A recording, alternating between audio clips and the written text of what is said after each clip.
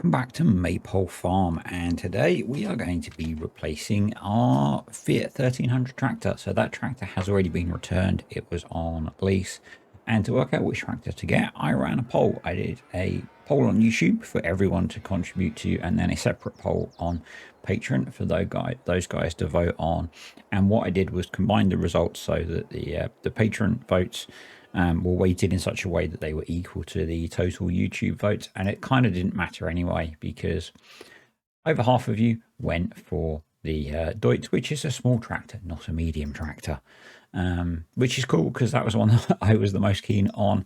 The AgroStar 6.61. This is off of ModHub and is very similar to a tractor. I don't know if you could hear me just drop my headphones in.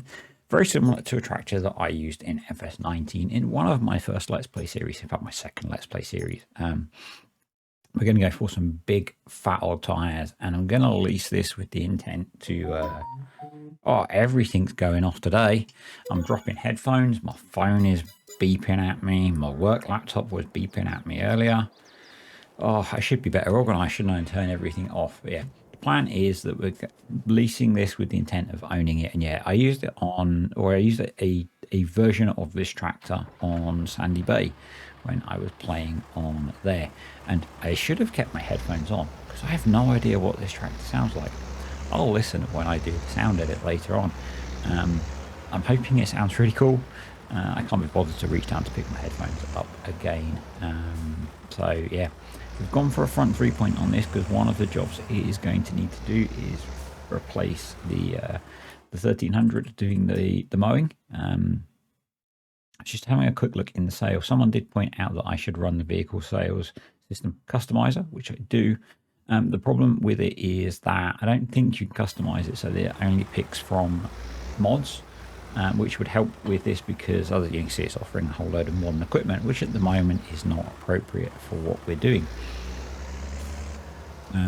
I get the bit that I missed as I was waffling away and dropping my headphones is so this tractor is going to cost us £300 a day to lease and then £600 an hour as we use it. Because I'm using a lease to own, assuming this tractor works out, by the time we've kept it for a while, we'll be able to buy it for a pretty good price. And pretty much what happens is the cost of leasing is taken off of the purchase cost. So at some point, it's not an expensive tractor anyway. At some point, if we're happy with it, we'll probably just make the payment and buy it, because then we'll be able to customize it as we need to, which at the moment we can't because it's leased. The hay has dried, as you can see, so that's one of today's jobs. We also have 2 fields of straw to bale, so this is one of the many baling hay and straw videos that I've been talking about having to do recently. But first we're starting off with some zero grazing for the cows, getting them their grass, so yeah, get that done first, get them fed, and then get on to the field work. I am going to say at this point, thank you to the patrons and the YouTube channel members. Appreciate you guys supporting the channel. And yeah, as I said, so the patrons got a separate vote for which tractor we were going to buy, and I weighted the results so that their 7 votes, there were 11 of them now, everyone voted 7 votes, counted the same as I think it was 200 and something votes that I got. It's pretty insane. At the point that I closed, it's 224 votes, which is pretty awesome. I hope 224 of you that voted are watching. But yeah, I wanted to give the patrons more input because they support the channel, and it's part of what you get with patrons on the Furling Let's Play series. But also wanted to ask pretty much all of you because I was curious as to how the results would come out, and actually they came out pretty much the same. So yeah. At some point I'll probably make use of the other tractors as well. The Ursus is actually on the nearest yard to us as a kind of static project for me to go and do contracts over there. I think I'm going to add that into the contracting mix because actually it's a really nice sounding tractor. The John Deere is already in the contracting mix, and that's kind of why I ended up putting it on the list of tractors to buy, because I was enjoying using it when I was doing contracts. But this tractor did brilliantly for all the jobs that I asked it to do. over the day on here. So yeah, we've got, I'm not sure which field numbers it is that we need to bale. Obviously this one, which we need to windrow and bale. The straw fields, I'm actually, the fields with straw in, I'm going to windrow as well, because the swaths are quite small. I did say I might not, but I thought I would. Partly because one of them I want to run courseplay on everything, because I'm going to need to do some bale stacking on here because there's no auto load. So it didn't have auto load back in the 80s and 90s apparently. I'll have to wait for them to invent that. Actually, I saw a really interesting one. I need to look into the detail of it. It was a John Deere, I think it was an Instagram post, showing the evolution through time of their GPS solutions. That looked quite cool. I should really go back and have a bit of a look at that, because I think they started in 1994-ish. So yeah, something to have a look at.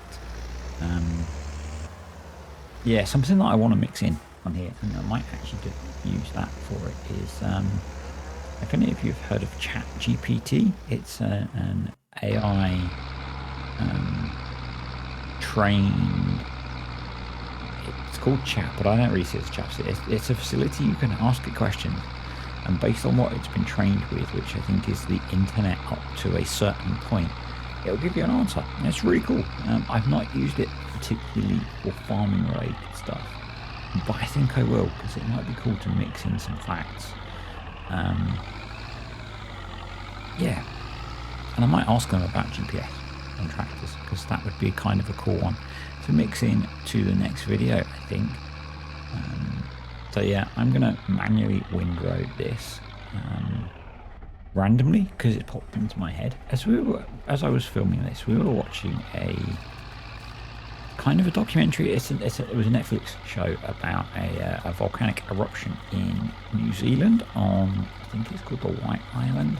I can't remember the kind of Maori name for it, but it was a volcanic eruption on a small island off the coast of New Zealand, which had some tourists visiting at the time. It was kind of scary. Yeah, most people survived. I think, I can't remember the death toll. It was pretty horrific. The injuries that those people had was pretty horrific. Some pretty heroic efforts by some of the rescue people, some of whom didn't make it off themselves. Yeah, it was really cool. It was really interesting. And I was watching it whilst I was windrowing and baling, so it's just kind of jumped back into my mind. We still haven't finished watching Wednesday yet. We have one episode left, the last one, and so far I've really enjoyed that series.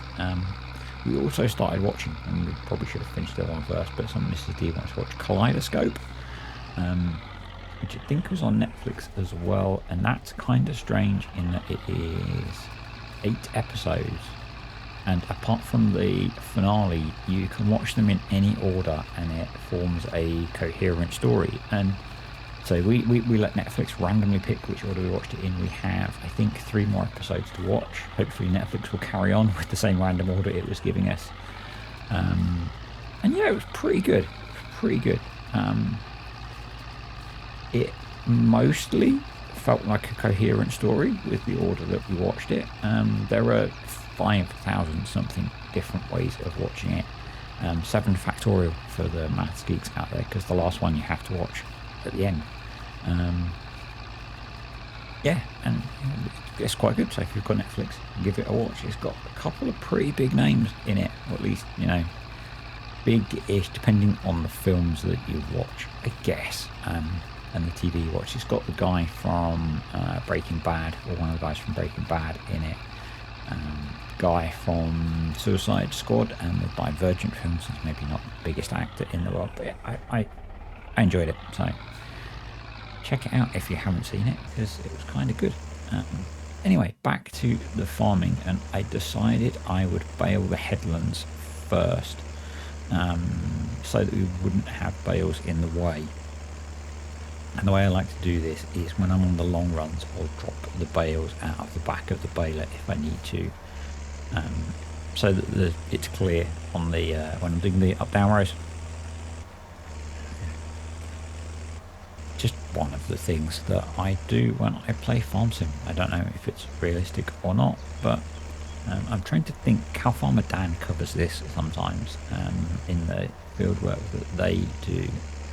And I think because they quite often use a loading wagon, and I think they sometimes do the headlands first and windrow them and clear them, so that they're not squashing the windrows with, certainly with the tractor and the loading wagon. So yeah, I think it's a sensible. It feels logical to me, basically because I want to keep the two reasons. I wanted to keep the headlands, the short runs on the headlands clear of bales. You can't see me pointing my hands at the screen, and also didn't want to destroy the headland swaths with the windrower as I was going around. So it just made it easier, really, pretty much. And it meant I got to have a drive in the new tractor sooner, because I'm doing all of this, well, most of this field myself. I did end up using a bit of follow me, just to speed things up a bit, because 3 fields with older kit is quite a lot to get done. And I didn't have not sure I was going with that. I wasn't running any courseplay contracts in the background, so yeah, just so that I had workers handy if I needed them, particularly because once we get into the last field where I'm going to have courseplay running the baler and the windrower, I'll need my 2 workers. So yep, I'll be doing the bale stacking. The bale stacking went really well on here, from what I remember. Didn't really have too many problems. Yeah. It's one of the things that I mentioned in the Atten video is I've been looking at chat points, or things to talk about whilst I'm doing this, because sometimes I do run out of things to talk about. And there's an interesting one on Facebook today. I don't remember which Facebook page it was, and I don't particularly care because I'm not interested in pointing out people or whatever, but it was someone advertising a patron where you could sign up and get certain mods. It was the ones that everyone, or a lot of people are after. It was Ford, Dodge, all that kind of the big American brands. And someone commented, "Isn't that against the terms of service?" Which it is, for using Giants Editor, things like that. The next response was, "Yeah, but all those vehicles are licensed, and you have to pay a lot for the licenses." And that's the point that I want to talk about. I haven't looked at their patron. I am 99.9999999% sure that modding group have not negotiated licensing deals with the likes of Ford, Chrysler, Dodge and Ram and paid for them. That is not why they are charging people for their patron. They are charging people for their time, I guess. We're running on time lapse. I'm not going that fast. Yeah, they're trying to make money out of people playing Farm Sim because they want those mods, and that is flat against Giant's terms of service to charge for mods. And it's a really twitchy topic. It's one of the things that I had considered offering as part of the patron was early access to when I make mods, but that's against Giant's terms of service. For using Giants Editor, I think it's against terms of service for being a Giants partner, which I am. Code on the screen now. I should remember to make a note of when I said that so that I can add the code on the screen. Yeah, so it was really interesting that, and I'm not trying to pick out specific people, but the fact that someone either thought or had been convinced that the cost of joining that patron was to fund legal agreements with major international motoring manufacturers for a modding group that I'd never heard of was interesting. Didn't comment on it because life's too short, but I thought it would be a cool thing to chat about because quite a lot I have a patron. It's because you guys enjoyed my stuff and want to support me, and from that you get a separate video series, and you get the last example of a question that I asked, I actually asked the YouTube viewers as well. But there are some things that, you know, at some point I just ask on Patreon. There aren't always a huge number of them, but they come up occasionally. Yeah, but there are quite a lot of modders that have patrons. And again, you know, if it's just, I really like your work, I would like to have input into your creative process, maybe see some early release pictures, that kind of thing, that's cool. If it's pay me £10 a month and you'll get access to my mods, that's different and not something I'm so keen on. So I'm not averse to, you know, the same as a lot of YouTubers have patron modders having patron pages, and you know, letting people support their work or donation. You know, like the Farming Agency and Alien Pool have donation links for PayPal. Those are under most of my Maze Plus videos. That I think is absolutely fine. You should definitely support the creators that you like. What you shouldn't have to do is buy specific products from them.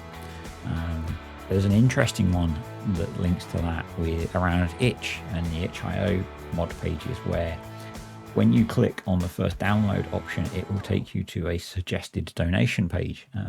But there is always, in my experience, an option to not donate and download for free, which is why I still share itch links, because if you want to reward the creator for making the mod, you can choose to, but you don't have to buy the mod.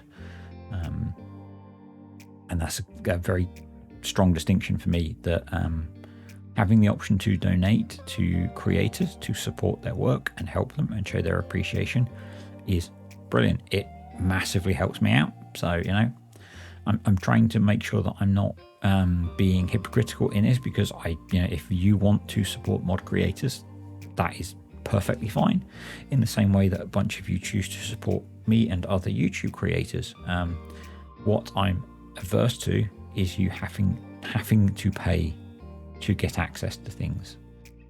That is against the terms of service of using the tools that they've used to create those mods, unless they've done it without Giant's Editor, which I'm pretty sure is impossible. But, you know, someone will probably tell me I'm wrong. But yeah, it's one of those things that is a interesting topic. And the bit that I've wandered away from completely was the fact that someone thought that, you know, someone who's got a Patreon where you can pay a couple of quid a month to get access to mods has used that money to negotiate licensing deals with, it was like 6 major international / US motoring manufacturers.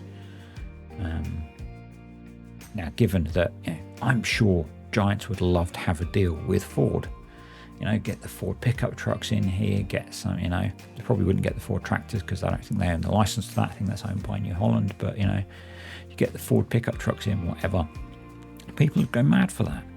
You know, if there was a DLC that was Ford F-150, F-350, that kind of thing, that would do insanely well for Giants. There's a reason they don't. It's because either they can't afford it, or because Ford aren't interested in collaborating. And if they aren't interested in collaborating with the game manufacturer, they aren't going to be interested in collaborating with Frank, who makes mods on his website. It wasn't Frank, it's just a random name that popped into my head.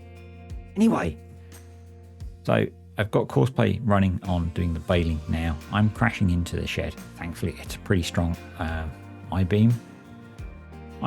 Probably an I-beam. So no harm done, and we're getting the bale stacked.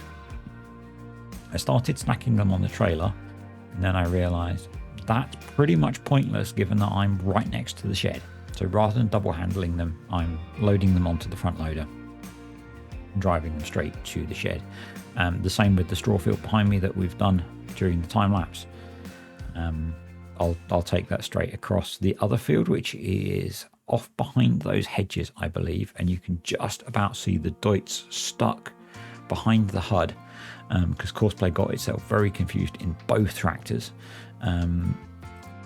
Courseplay should be baling that, but actually it's not. The Deutz is stuck because there's a bale in its way, and the Ursus has got itself wrapped around a hedge, which I don't realise until after I finished, which is a bit annoying. But for that field, I will take the trailer over and we'll load those up on the trailer because it's a much longer drive.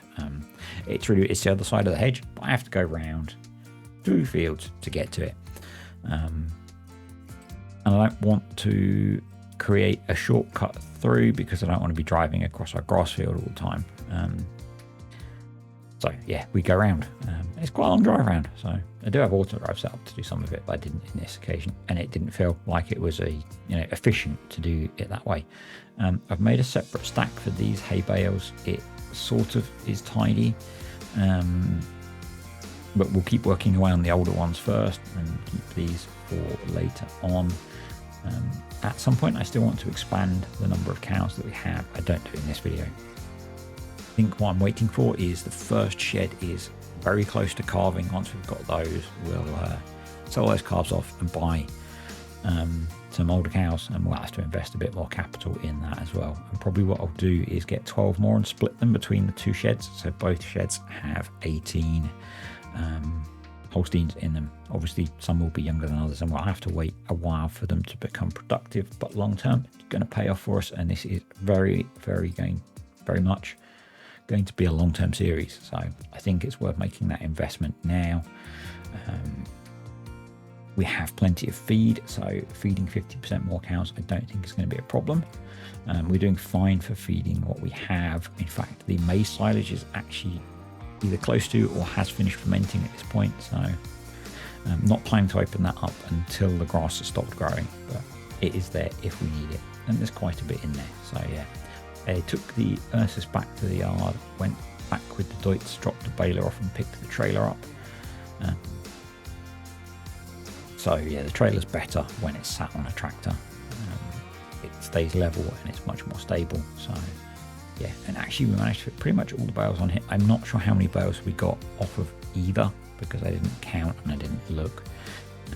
I think that's a really nice pair of tractors. The Fiat Agri 180 and that Deutz 661. I don't know what you'd call that, 6.61 Agristar Deutz. It'll be the Deutz on here because it's the only Deutz, and we now don't have the confusion of when I say the Fiat because we only have one Fiat. Yeah, I know it's my first day back at work and recording this in my lunch break, and it's been a long morning. It's been a long. I've been stuck in PowerPoint, not fun PowerPoint. Yeah. Work PowerPoint is much more tiring than farm sim PowerPoint, so there is that. Yeah, but what's really cool is I'm actually getting ahead on videos now. Most of the videos that I pre-recorded have been voiced. I have one more to go, and I actually have another one ready to edit. So I think we're in a pretty good position for being back to daily videos, and I've just noticed that I have in fact planned a farm sim video for next Tuesday when it should be Timber Tuesday, even though not many people like that moist beaver action. That's fine. I'm still going to keep doing that. I'm enjoying playing that game. So, and some of you are enjoying it. So, what I might do once I'm better set up and ahead, if things work out as they seem to be at the moment, is I might sneak an extra farm sim video out that day as well. On some weeks, and that links into what I've been saying recently in most of the Let's Play videos, is that the series progressed really slowly with the number of videos that I can do a week on there. I think I'm doing about 4 Let's Play videos a week, and that is like 1 1/3 episodes per series a week. So progress is slow, and I would like to change that if I can. There are 2 ways that I'm thinking about doing that. It's something that I asked in the Patreon video last week on furling. One thing that I might do is throw in, I had thought about doing it as a separate series in a Daggerwin / Cartech style. And that's going back to time lapses. I can make a time lapse video much easier than I can make one of these. And by time lapse, I mean time lapse without the commentary. But I think they'll be much less popular. I know I have not watched any of the new series that Daggerwin has released, but then again, I don't watch very many of Daggerwin's videos, and I've only watched the first of Cartech's one. And that's because I find time lapse very hard to watch. And it's partly why I stopped doing them myself. Because I like to make videos that I would watch. I think that's a good indicator of whether it's something that other people will watch. And I find it hard to watch time-lapse videos without any commentary because I generally watch YouTube as a kind of background activity. There are a few things I watch on YouTube where I concentrate on them, but most of them I watch as a background. You know, while I'm playing Farm Sim, quite often while I'm working, I'll have YouTube playing. And if they don't have voice, I don't know what's going on. So yeah, that's a bit of a dilemma for me. And that's partly because I don't know if it's a Christmas thing. It could be. It could be because I took a week off. But views on the channel have dropped quite a lot. Now, I think that's probably because I took a week off. I think.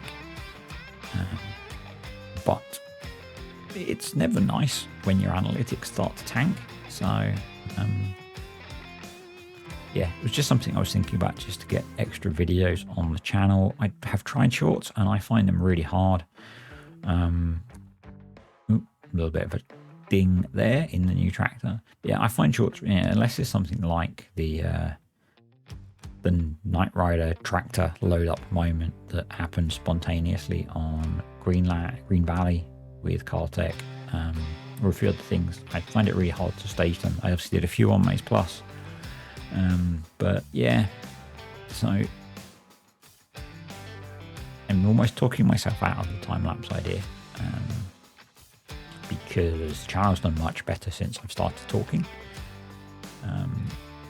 And obviously the talking that I do is very different to what I could put in a time-lapse video. I can't ramble in text form and expect you to read a book as you watch. So yeah, I think I'm talking myself out of that idea. But I would like to try and get more videos done in a week. So I don't know what the solution is yet. But I just want to, I really enjoy playing the Let's Play videos and playing on these farms. And so I would like to play on them more, and I would like to make more progress. Ideally, I would like to be doing at least 2 videos a week on each Let's Play series. I might have a think about how I can do that. That might be partly making the videos slightly shorter, but with a similar amount of gameplay progress in, so rather than half an hour to get these fields baled and stacked, maybe do it in 20 minutes with a bit more editing or a bit more time lapsing whilst I talk. It might just be that I try and make more time for recording these videos, because I really enjoy playing Farm Sim, and I don't get enough time to do Let's Play stuff on Farm Sim because I don't have any private Farm Sim saves. The Farm Sim that I play is the Farm Sim that you see unless I'm testing stuff for tutorials or whatever, or testing for other things. So one really cool thing that I need to mention is thank you to the creator of Better Contracts. I'm still not sure how to say your name, for sorting out the on here. Obviously I have the custom setup for contracting equipment, and I found that when I enabled any DLCs, the DLCs became dominant in the equipment selection. So what he's done is, when you turn off the base game equipment, it also turns off DLC equipment. That was in the last update to Better Contracts, and I really appreciate it, and it was very cool. Thank you. That was in response to me putting a ticket in on his GitHub site, so hence saying thank you, because it was really helpful. And at that point, I am going to say thanks for watching, folks. I hope you enjoyed this. Click the like button, comments, questions, or suggestions below, and if you're not already, subscribe and turn on notifications, and I'll see you next time on Maypole Farm.